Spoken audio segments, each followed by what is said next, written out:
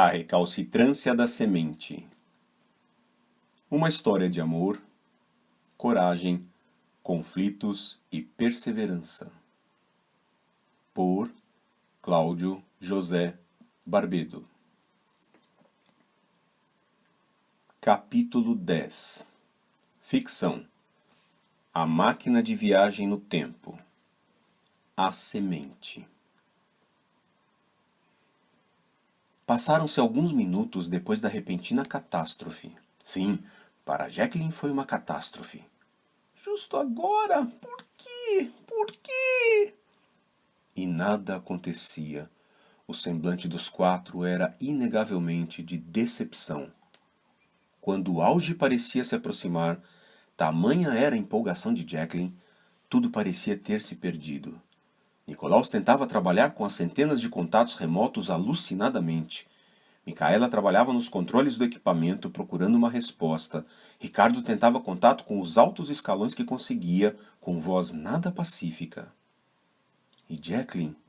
Bem, Jacqueline só conseguia produzir uma reação. Choro. Chorava copiosa, incontrolável e decepcionantemente. Não acredito! Não acredito! Que foi que aconteceu aqui? O que querem de mim? Que foi que eu fiz? Ricardo, então, vendo que a prioridade já não era de seus contatos, já não era do projeto, dirige-se a Jacqueline, que estava prostrada no chão, sentada com os joelhos abraçando a cabeça e as mãos tentando afundar ainda mais a nuca. Jack, minha querida, calma. Nada está perdido. Temos a equipe mais competente possível aqui à nossa disposição. Se há algo que possa ser feita, com certeza será feito aqui. Mas, Ricardo, justamente no momento em que conseguiríamos... Não é justo. Tanto tempo, tanta dedicação, tanto esforço para isso. Jack, não sei quantas vezes já passou por isso, mas nós aqui, que temos trabalhado juntos há mais tempo, tivemos mais ocorrências frustrantes como esta dos que aqui tivemos sucesso. Se fôssemos desanimar todas as vezes em que tivemos problemas como este, te garanto que nem sequer a teríamos conhecido, porque não teríamos chegado até aqui. Os dois ficam em silêncio alguns minutos, apenas olhando Nicolaus e Micaela tentando ainda, alucinadamente, reorganizar tudo e fazer tudo voltar a funcionar. Jacqueline vai aos poucos, tentando recuperar a razão e vai conseguindo. Mas é evidente que a ajuda de Ricardo é necessária, e ele percebe. Sabe, Jack, estou pensando uma coisa aqui. Em meio a um misto de sentimento de decepção e de curiosidade, Jacqueline acaba perguntando, com voz evidentemente de reprovação. O que, Ricardo? Sou responsável por esta sua decepção e este seu sentimento de frustração e tristeza. Como assim?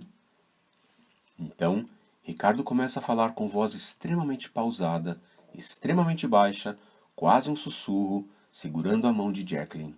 Sim, porque Ricardo sabia que o contato da pele era tão importante quanto o conteúdo da fala. Sabia que a transmissão de segurança, confiança e otimismo se dá de diversas formas. Sim, sou sim. Porque, veja, foram tantas oportunidades que me foram dadas de desistir desse projeto que em qualquer uma delas, se eu tivesse seguido a orientação geral, os conselhos de quem jamais deveria ter voz para aconselhar, tivesse acompanhado a coletiva sensação de desânimo, tivesse até mesmo me contentado com o fato de eu não ter mais que provar nada para ninguém, ter a vida confortável garantida, ter meu nome perpetuado, enfim, se tivesse me acomodado, como tantos e tantos costumam fazer quando atingem determinado nível de satisfação pessoal, não teríamos chegado até aqui. E é evidente, você sequer teria sido convidada para este projeto. Eu deveria ter ouvido essas pessoas, pois são sábias, não é? Elas é que estão certas. Resolveram seus problemas pessoais, nunca tiveram preocupações, Nunca tiveram que encarar desafios. Ingênuo eu, aqui, querendo algo mais já com esta idade, com estas dificuldades, sem ouvir os mais sensatos, os mais corretos. Estaria certamente, não tenho dúvidas disso, em posição bem mais confortável com algum projeto em que o resultado fosse uma certeza, acompanhando as cômodas tendências da grande maioria. Não precisaria correr o risco de envolver mais de 20.000 pessoas num mesmo projeto, mais de 5.000 laboratórios, arriscar a confortável carreira de tantos, inclusive a minha. Jogar no lixo tudo o que construí. Sim, porque a despeito de tudo que se constrói por anos, a maioria das pessoas irá concentrar suas críticas somente no que foi destrutivo. Se tivesse seguido o conselho de tantos, teria ficado na estabilidade, embora não acredite nela. Não estaria em posição de arriscar tudo em que investi e, como pode estar acontecendo aqui, jogado toda a minha e também a sua carreira fora. E é óbvio que se eu não tivesse a teimosia que tenho e tivesse parado esse projeto nas primeiras dificuldades, acreditado em quem nunca acredita, não teria te trazido para esta frustração. Então, só me resta deduzir que eu sou o único responsável por você estar sentindo o que sente agora. Quantos mais em tantos laboratórios não estarão sentindo o mesmo que você? Me perdoe se isso ainda for possível. De fato, embora jamais tivesse negado que iria levar cada um ao seu extremo, exigir de cada um tudo o que está guardado, preso, amarrado em seu interior para poder externar, embora tenha sempre sido muito transparente quanto a isso, deixando claro que iria exigir cada vez mais de cada um em todos os sentidos, até que a própria pessoa dissesse que atingiu o limite, ainda assim não nego minha responsabilidade. Não nego que isso não é para qualquer um, que nem todos têm a força que é exigida nos momentos de extrema crise. Sim, sou o culpado. Não deveria ter exigido de você e desta maravilhosa equipe algo que não poderiam oferecer mesmo em seu máximo potencial. Sim, Jack, se alguém aqui deve ficar decepcionado, sou eu mesmo e comigo mesmo. Não deveria, jamais, levar todos aos extremos que estou disposto a enfrentar, porque cada um tem suas próprias prioridades. Então, peço humildemente que me perdoe. Jacqueline levanta a cabeça, olhando para Nicolaus e Micaela, que ainda estavam freneticamente tentando resolver o problema. Então, gira a cabeça em direção a Ricardo e trava o olhar nos olhos dele. Já não há mais choro, já não há mais arrependimento. Jacqueline agora levanta o queixo, mas mantém os olhos fixos nos olhos de Ricardo, em silêncio. Lembra-se de uma frase que ouviu em algum momento de sua infância. Os olhos são o desnudar da alma. Continua olhando fixamente para Ricardo, que retribui o olhar.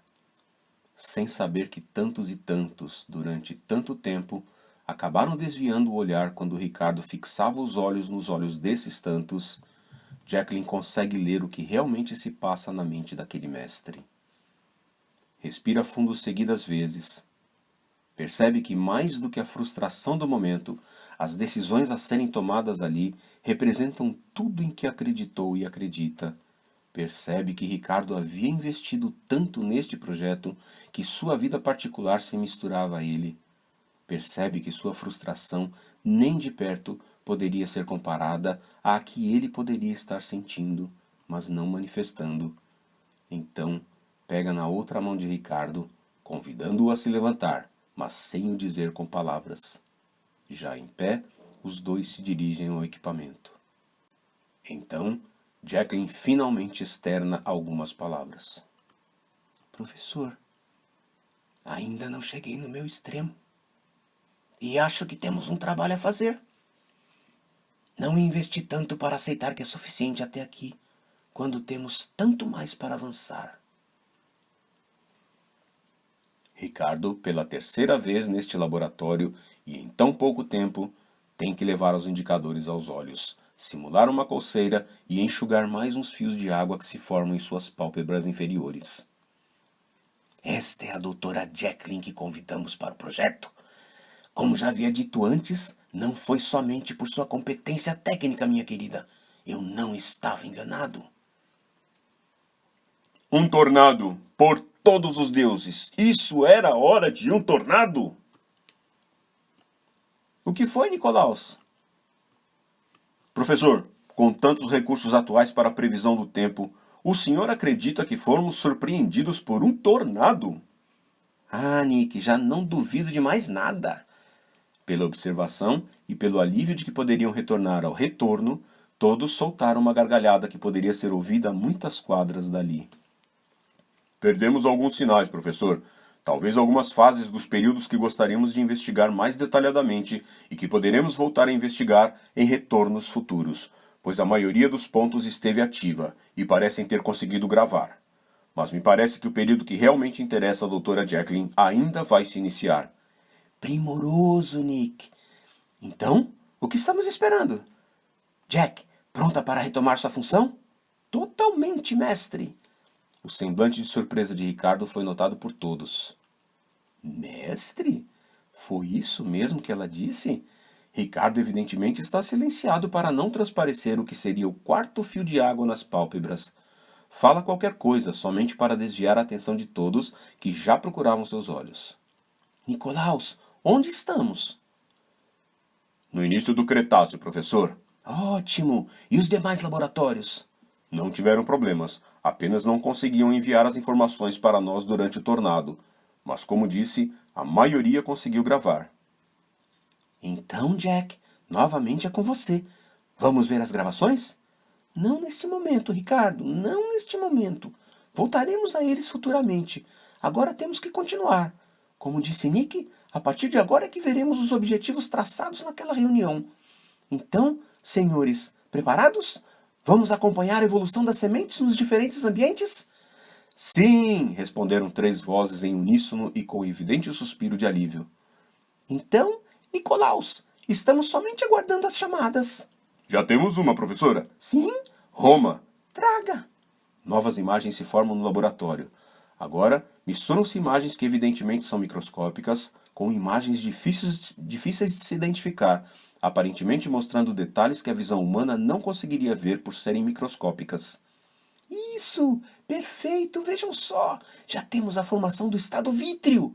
Isso será fundamental para que as sementes possam ser secas sem que morram. Outros organismos já haviam desenvolvido isso, mas para as sementes, essa transformação terá implicações muito mais importantes. Outra chamada, Nick? Sim, Buenos Aires. Quero ver. Novas imagens se formam no laboratório. Agora, aparentemente, todos conseguem reconhecer uma semente. O ciclo está evoluindo. Vejam ali, naquele setor. São combinações de carboidratos, lipídios e proteínas que vão, como posso dizer a vocês, melhorar a qualidade da matriz do citoplasma. Agora, aquele estado vítreo poderá durar mais tempo. Então teremos sementes que poderão perdurar por décadas ou séculos quando estiverem secas. Professora? Sim, Nick. Novamente, perdão pela minha ignorância a respeito, mas do que é que a senhora está falando? Mais algumas gargalhadas. Eu me descuidando novamente. Claro, você não trabalha com isso. É o seguinte, para que a semente possa tolerar o ambiente seco que estão conquistando, precisará criar mecanismos para não morrer quando não houver água suficiente. Como disse, essa transformação não é novidade nesse tempo, pois outros organismos já haviam desenvolvido. Mas é novidade para as sementes. E a grande novidade é que não depende de estímulo externo. Já estará programado nos genes. Os outros organismos só iniciam esse processo quando o ambiente se torna desfavorável, como uma seca, por exemplo. Mas nas sementes não. Elas iniciarão esse processo em uma determinada fase de sua formação. Um desses mecanismos é a formação do que chamamos estado vítreo do citoplasma, ou seja, uma condição que não permita mais que as moléculas fiquem se movimentando livremente nesse citoplasma. Porque veja, se as moléculas continuarem a se movimentar, vão trabalhar como se a germinação estivesse em curso, mas a germinação não está acontecendo, certo? Então, essas moléculas que deveriam ser uma coisa boa para a semente acabam se tornando um perigo, pois não sabem que a semente não estará germinando quando estiver secando. Então, como tudo ainda está acontecendo na semente enquanto está perdendo água, todas as moléculas continuarão se movimentando no citoplasma, e entre elas estão os radicais livres. Já ouviram falar neles, não é? Atuam em praticamente todos os organismos vivos. Então, se o citoplasma permitir essa movimentação, haverá uma série de danos sequenciais que levarão à morte das células e, consequentemente, à morte das sementes. Então, é necessário bloquear essa movimentação, e isso é feito pela formação desse estado vítreo, que é uma concentração tão alta de solutos que praticamente impede a movimentação de moléculas ali. Pensem, por exemplo, em um chocolate que está no calor e derretendo. Tudo naquela massa pode se movimentar. Agora pensem que a temperatura está baixando. O que acontecerá com esse chocolate? Ficará sólido, não é? Quase isso, Nick. Mas o importante é entendermos que sua consistência já não permitirá a movimentação, ficando tudo quase estático. No que chamamos de estado vítreo do citoplasma, ocorre algo semelhante, só que sem ter que reduzir a temperatura. Isso acontece em temperatura ambiente, por causa do aumento na concentração dos solutos, uma vez que a semente está perdendo água. Ah, entendi. Agora veja, por enquanto é apenas a tentativa da semente em não morrer durante a secagem. Espero que possamos ver quando esse estado vítreo se transforma. Como assim, professora? A mera formação do estado vítreo garante que a semente não morra durante a secagem. Até aí tudo certo, mas pense o seguinte, as moléculas perigosas não conseguem se movimentar, mas ainda estão lá. E outras ainda podem ser formadas. Então, quando o estado vítreo não existir mais, ou, na nossa analogia, quando o chocolate começar a derreter, essas moléculas estarão livres para se movimentar novamente e causar todos os danos que sempre puderam causar. Nesse momento, Micaela faz uma intervenção. Mas, Jack, por que haveria mudança nesse estado vítreo? Uma vez que ele é formado, não seria para sempre? Bem observado, Micaela, pois todos têm a sensação disso. Contudo, não é bem assim. Dependendo dos componentes que foram usados para a formação desse estado vítreo e da estrutura que se obteve, ele pode ter uma durabilidade maior ou menor. A estrutura que foi formada em direção ao estado sólido pode começar a se desestruturar e migrar para um estado mais líquido. Se as moléculas envolvidas nisso são, por exemplo, as proteínas acumuladas no final da embriogênese, as Late Embryogenesis Abundant Proteins, ou LEA, como costumamos chamá-las, associadas a uma classe especial de açúcares, ou seja, a sacarose e os açúcares da série da rafinose, como a própria rafinose e a estaquiose, então essa estrutura será bastante estável e durará por muitos anos. Contudo, se a estrutura desse estado vítreo não for tão estável, como a que é formada por açúcares álcoois, ao invés dos daquela série da rafinose, ou se não houver suficiente quantidade das leia-proteínas, o estado vítreo não durará por muito tempo. A estrutura tenderá a voltar a um estado mais próximo ao do líquido e as moléculas voltarão a se mobilizar com facilidade, causando todo tipo de dano que causavam no início, quando a semente ainda não estava seca. Nesse caso, embora as sementes tenham tolerado a secagem, não suportarão o armazenamento por períodos muito prolongados. É por isso que as sementes têm tempo de vida diferente entre as espécies, professora? Bem observado, Nick. É também, mas não é só isso, certo? Mas sim, este é um dos principais fatores. Amsterdã. Venha! Novas imagens se formam no laboratório e todos estão circundando-a. É a vez da proteção às membranas. Que espetáculo! Jacqueline se utiliza dos controles espaciais virtuais para conseguir uma ampliação ainda maior da imagem. Vejam, moléculas estão sendo formadas para a proteção das membranas de células e organelas. Não fosse isso, teríamos um grande ataque de outras moléculas quando a água saísse dali. A água estava protegendo as membranas, mantendo sua estrutura, mas agora que está saindo, alguém teria que fazer essa função. Vejam, as espécies que não estão produzindo novas moléculas estão sendo eliminadas. Estão ficando somente as que produzem prolinas e outros similares. estão ocupando o lugar da água antes que essas moléculas de água saiam, estão vendo? Ah, agora sim, a água pode sair e as membranas permanecerão inabaláveis. Que show estamos vendo, meus amigos! Sonhei tanto com isso. Florença, Ah, traga para cá. Professora, pontos luminosos. O que são? Ah, Ricardo, isso foi uma arte minha, não é bonito? Sabia que cedo ou tarde dependeríamos dessa visão e não a teríamos a não ser que as iluminássemos. Introduzi uma espécie de corante virtual no programa para marcar as moléculas do que chamamos de sistemas antioxidantes. Como mencionei antes, há radicais livres, que vocês já ouviram falar. Dentre estes, as espécies reativas de oxigênio estão entre as principais, pois mesmo tendo atingido o estado vítreo, essas moléculas podem continuar agindo nas membranas. Mitocôndrias, cloroplastos e outras organelas das células têm membranas, além da própria célula. Sem essas membranas, a célula simplesmente não funcionaria, porque essas organelas não funcionariam. Imaginem uma fábrica cheia de máquinas e equipamentos. Cada equipamento recebe um produto de outro equipamento, até que o produto final esteja pronto. Agora imagine que um dos equipamentos, por exemplo, que embala o produto final, não esteja funcionando. Não adianta todo o resto da fábrica funcionar, pois não se chegará ao produto final. Se esse equipamento não funcionar, toda a fábrica vai falir. Ou pensem na construção de um prédio.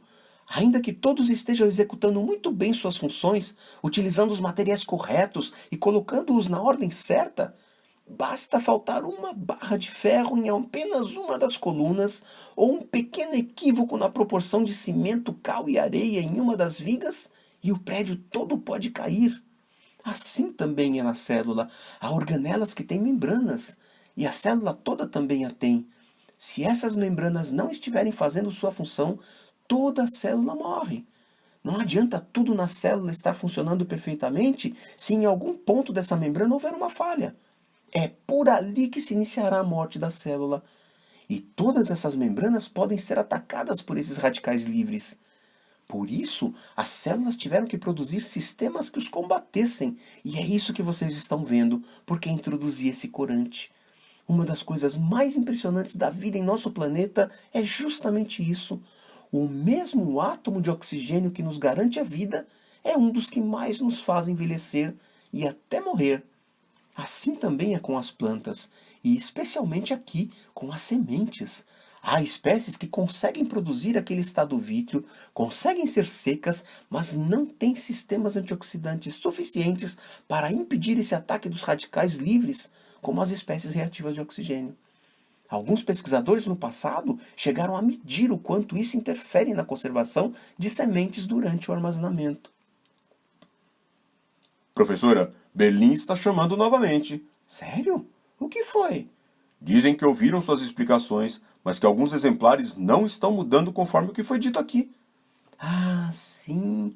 Já esperava algo assim. O que é, Jack? Ah, Ricardo, esse é um tema para uma longa conversa. Bem, vou tentar resumir, mas não podemos perder os próximos passos, pois serão os mais importantes. É o seguinte: algumas espécies, em alguns locais muito particulares, conseguiram sobreviver por muito tempo sem que suas sementes tivessem essas mudanças todas. São sementes que, assim que terminam de desenvolver a capacidade de germinar, já são dispersas no ambiente, provavelmente para rapidamente colonizá-lo. Ainda são bastante dependentes da água e não têm todas as características necessárias para uma total adaptação ao ambiente seco. Mas os eventos que se seguirão na Terra vão tornar muito difícil sua sobrevivência e tenderão a ser eliminadas. Talvez algumas mais raras, em ambientes muito específicos, possam sobreviver, mas isso é uma das coisas que pretendo ver acontecer aqui. Viena chamando. Traga! Ah, o tegumento! Vejam, está se espessando e criando novas estruturas. Por que, Jack? Isso é o que chamamos de dormência por impermeabilidade do tegumento, Micaela. É uma das formas de se garantir maior longevidade das sementes.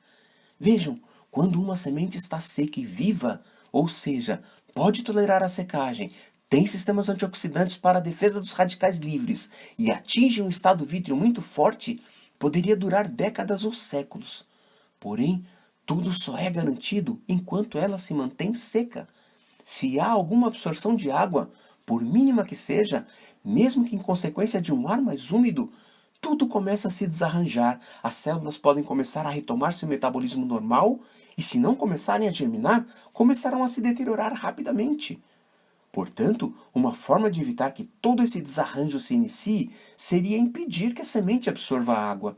Se ela está em um ambiente seco, como era o dos locais onde se iniciaram as civilizações, isso estaria garantido. Mas muitas sementes não estavam em ambientes assim. Ao contrário, estavam em ambientes com oscilação de épocas mais secas e mais úmidas. Então foi necessário proteger a semente do meio exterior. É isso que vocês estão vendo, a criação da impermeabilidade da casca da semente à água. Uau! Que incrível! Primoroso! Nick, temos como ampliar a imagem até que vejamos uma área maior? Tenho a impressão que estamos chegando em um momento crucial. Temos sim, professora. Já estou providenciando. Afastando, afastando, mais um pouco. Uau! O que é isso? Os seres estão morrendo? Todos olham mais atentamente para as imagens, e a expressão de choque nas faces é evidente. Sobrancelhas levantadas, olhos arregalados, respiração alterada. Ricardo consegue emitir algumas palavras, com todos ainda atônitos com o que vem. Jack? Vocês estão vendo, talvez, a primeira extinção em massa. Devemos estar na transição do Paleoceno ao Eoceno, perto de uns 50 milhões de anos atrás agora. Nick? Sim, professora. Mais ou menos isso. Que foi, Nick? Um pouco assustado, professora. Tranquilo, porque esse evento será muito importante para chegarmos a toda a flora que temos hoje. É um aquecimento global com muita formação de metano. Sabem quando dizem que depois de uma tempestade vem a bonança? Mais ou menos isso. Depois desta fase, haverá uma grande especiação em termos de sementes, pois nos próximos 50 milhões de anos serão definidas características plesiomórficas. Todos se entreolham. É evidente que não haviam entendido, mas estão ainda olhando fixamente as imagens, assustados. Jacqueline percebe o ar de dúvida e, propositadamente, aguarda alguns segundos em silêncio. Depois, desafia. Ninguém tem nada a perguntar. Acredito que agora temos tempo. Plesiomórfica? Ah, pensei que não iriam perguntar. Plesiomórfica, Micaela, é aquela que originou as demais. A mais basal, seja para uma espécie, um gênero ou uma família. A característica plesiomórfica dará origem às apomórficas, ou seja, às derivadas dela. Para as sementes, e nosso foco principal de estudo aqui hoje, ou seja, a essência desse nosso primeiro retorno, queremos saber qual característica pode ser realmente considerada a plesiomórfica para as espécies atuais, a ortodoxia ou a recalcitrância. Lembram das conversas daquela reunião para definirmos o objetivo do primeiro retorno? Comentamos a respeito das espécies que temos hoje no mundo, quem foi derivada de quem? Popularmente falando, quem veio antes? As que tinham todas as características que vimos serem formadas aqui, ou seja, formação do estado vítreo, proteção das membranas, produção de sistema antioxidante, entre outras que não teremos como acompanhar, mas enfim, tudo o que é necessário para que seja classificada como tolerante à dessecação, ou as que não formaram nada disso, as mais primitivas, como vimos a formação lá no início do retorno, as que não toleram a dessecação. Professora, me parece meio óbvio, não? Para se chegar a uma tolerante, não teria que haver primeiro a intolerante? Sim, Nick, parece óbvio, não é? E isso até para os que trabalham especificamente com o assunto. Mas não é bem verdade. Note, eu disse sobre as espécies que existem hoje, não incluindo as que existiram, mas foram extintas. Sua forma de pensar seria válida se todas as espécies existissem ainda hoje, o que não é verdade. Por isso eu destaquei essa extinção que vocês acabaram de ver. Ela foi um divisor de águas. Logo veremos outro processo global importante que definirá a sobrevivência da maior parte dos organismos existentes até hoje. Uma aridização e um resfriamento. E isso acontecerá ao menos 2 vezes. Então, a maior parte das espécies com sementes pouco adaptadas a essas terríveis condições tenderá a ser extinta. Então, é isso que queremos ver aqui. Poderemos ter uma inversão do fluxo evolutivo, agora com as tolerantes à dessecação originando intolerantes, conforme a condição do ambiente assim o permitir. Zurique, Sim, traga! as imagens que se seguem parecem como fases anteriores das que já haviam aparecido, mas Jacqueline esclarece a todos. Vejam, meus amigos, começamos a vislumbrar os pontos mais polêmicos que geraram alguns anos de desconfianças e incertezas. Todos tinham muitas dúvidas sobre a origem das variações que foram encontradas em tempos recentes. O que vocês viram até agora, e cuidadosamente orientado por mim aos laboratórios para que perseguissem primeiro esses desenvolvimentos, foi o que poderíamos chamar de desenvolvimento máximo na evolução das sementes, quando se considera a capacidade de conservação da viabilidade ao longo do tempo. Os próximos 30 milhões de anos definirão muitas variações nas características das sementes das diferentes espécies, até que cheguemos à transição do Oligoceno ao Mioceno, saindo do Paleógeno e entrando no Neógeno. Vejam, isso está acontecendo agora. Olhem a quantidade de tipos diferentes que estão sendo formados. Com todas essas estruturas formadas, algumas sementes puderam se conservar por milênios. Notem bem, eu repito, milênios. Sabem o que é um ser vivo se manter em condições de continuar sua própria vida após ficar hibernando por milhares de anos? Pois é, foi isso que essas sementes conseguiram desenvolver e que vocês estão presenciando. Mas a evolução das sementes não foi somente nesse ramo, pois as condições de cada ambiente na Terra exigiam outras capacidades. Estas imagens enviadas por Zurique, por exemplo, estão nos mostrando a evolução das sementes em outra direção.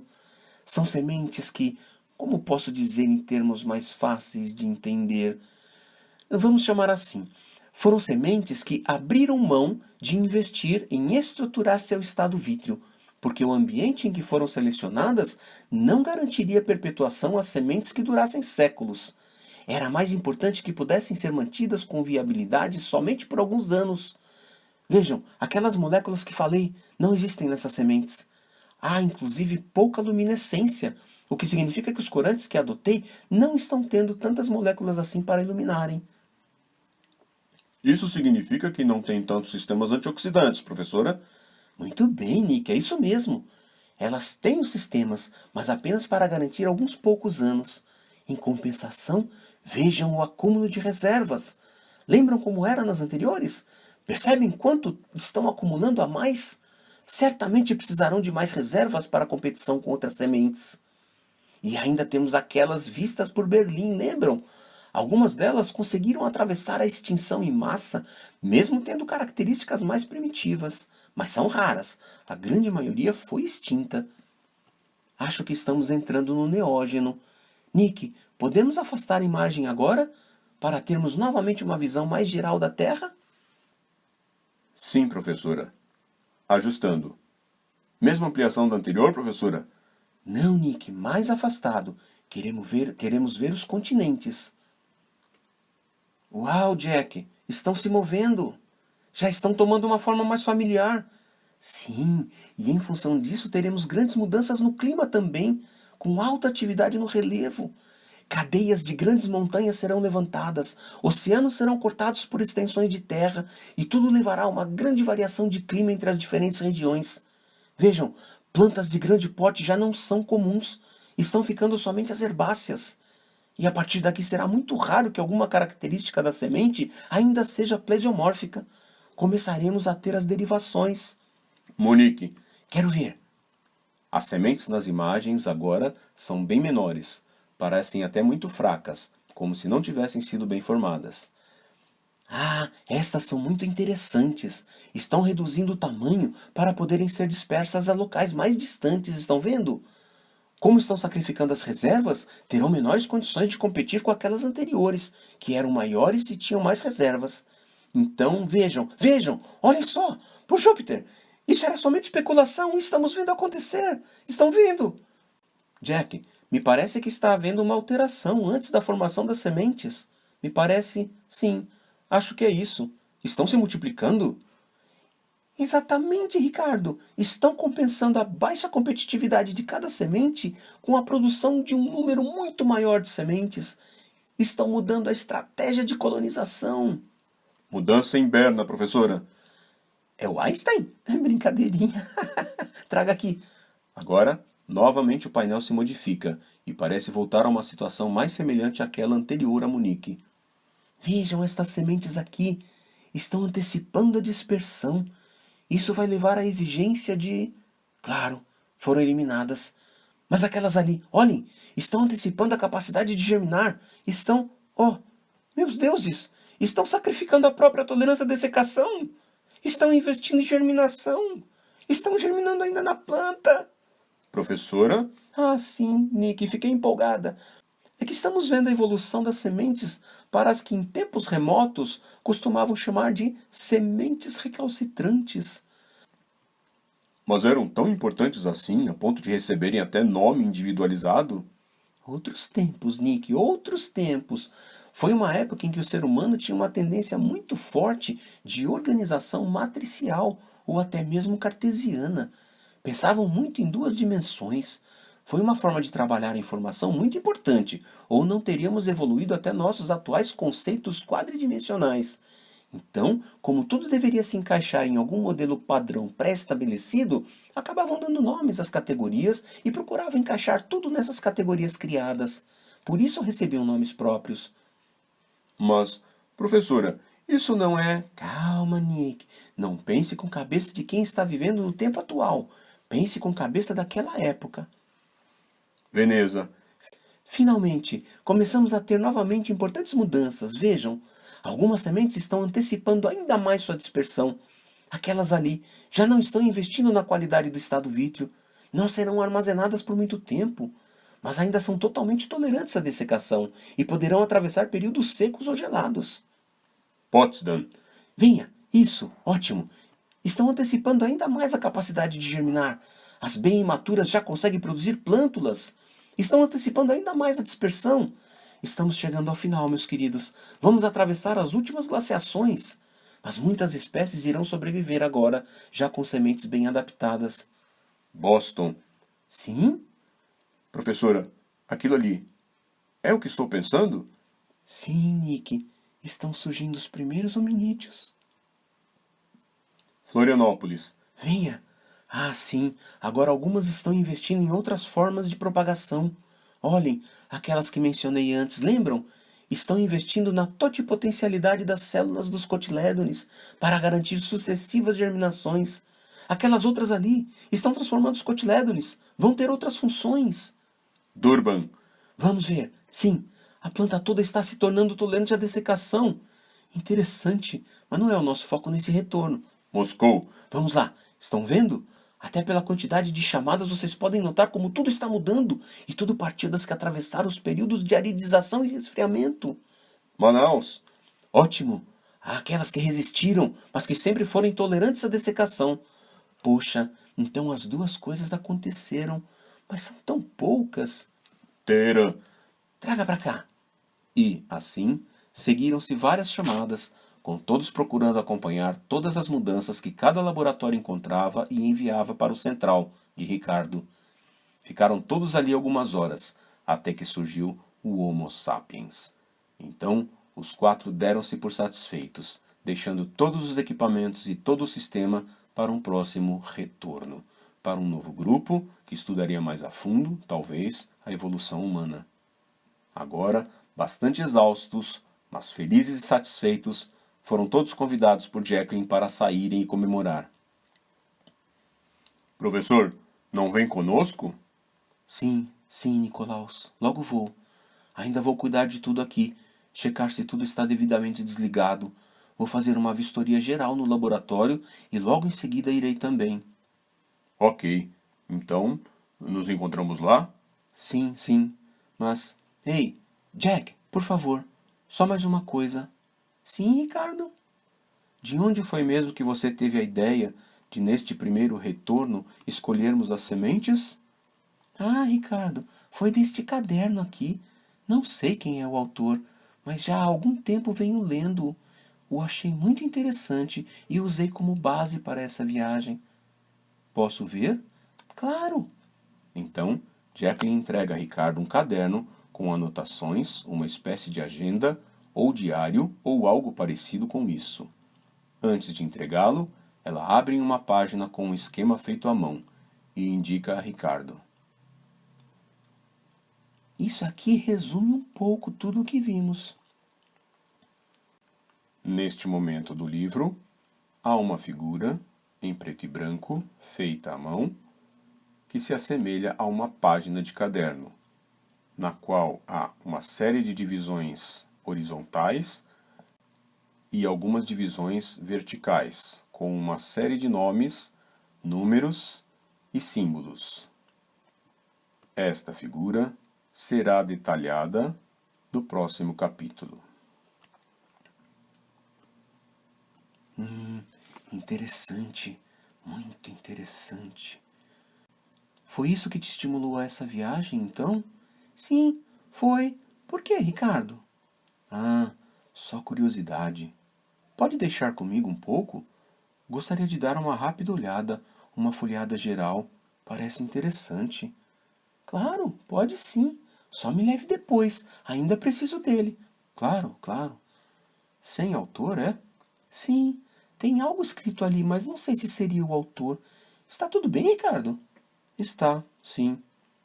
Fique tranquila. Logo estarei lá comemorando com vocês. Mas isso não foi o que aconteceu. Ricardo começou a folhear o caderno, depois começou a ler algumas partes. Então, sentou em uma cadeira próxima ao equipamento, que ainda permaneceu ligado, e começou a ler aquele estranho caderno. Primeiro, notou algumas palavras e um número na contracapa. Interessante. Estranho que me pareça tão familiar, pensou. E continuou pensando naquilo por algum tempo, tentando decifrar. Chegou a fazer uma busca e não encontrou nada. Interessante. Mas, depois, acabou cansando e continuou folheando o caderno. Então, chamou-lhe a atenção um trecho relativamente longo, algo como uma espécie de diário, como se alguém estivesse justificando a si mesmo seus atos. Aquilo interessou Ricardo, aquilo tocou no seu âmago, mas não sabia por quê. Apenas se sentiu atraído a ler aquele texto.